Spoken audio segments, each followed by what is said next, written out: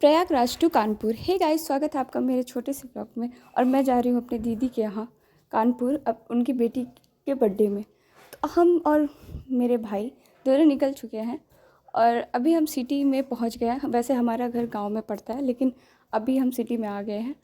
और ये इलाहाबाद ब्रिज था जो अभी आपको दिखा इस ब्लॉग में। और मैं जा रही हूँ, मैं नर्वस हूँ क्योंकि मुझे थोड़ा अजीब लग रहा है, क्योंकि मैं 8 साल बाद ट्रेन में बैठने जा रही हूँ। इससे पहले मैं 8 साल पहले 2017 में ट्रेन में बैठी थी। और ये इलाहाबाद के कुछ व्यू हैं और ये है लोपी मंदिर, जहाँ मेरा भाई बता रहा था कि वो यहाँ घूमने भी आता है। फिर मैं ट्रेन में पहुँच गई। वैसे तो मुझे बहुत एक्साइटमेंट थी कि मैं ट्रेन में जा रही हूँ, लेकिन अब रोना आ रहा है क्योंकि मम्मी की बहुत याद आ रही है। मम्मी को मैंने छोड़ा नहीं है। और अब मैं जा रही हूँ औरैया कानपुर। फिर हमने खाई इडली, और मैंने खाने के लिए इडली बनाया था। भैया कह रहा था पूड़ी बना लो, लेकिन मुझे पूड़ी नहीं पसंद था, इसलिए मैंने ये बनाया।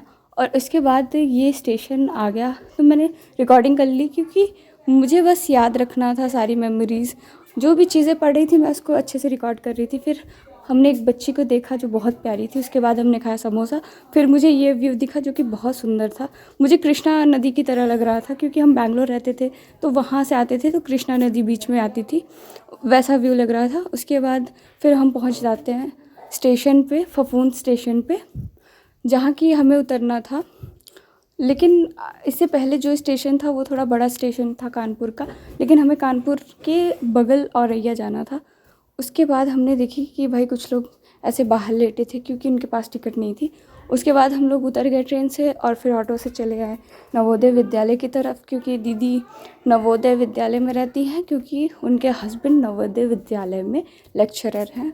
और उसके बाद हम लोग उनके यहाँ पहुँच जाते हैं।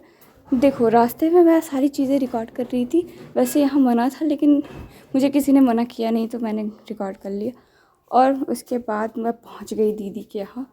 मैं सब कुछ देख रही थी यार कि ये अंदर से ऐसा दिखता था, मुझे लगता था कि बस स्कूल होगा, ऐसे छोटा मोटा हॉस्टल होगा, लेकिन ये अंदर से काफ़ी अच्छा था।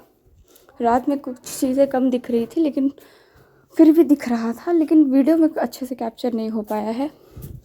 बाकी सब चीज़ें मैं सुबह की शायद कल बना सकूं वापस लौटते समय। उसके बाद मैं पहुंच जाती हूँ।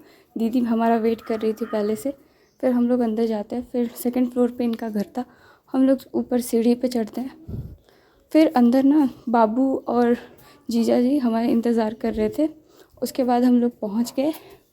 मैं तो भैया बहुत एक्साइटेड थी, लेकिन अब मम्मी की याद आ रही है। अब मैं कहीं कभी घूमने नहीं जाऊँगी। लाइक सब्सक्राइब ज़रूर कर देना।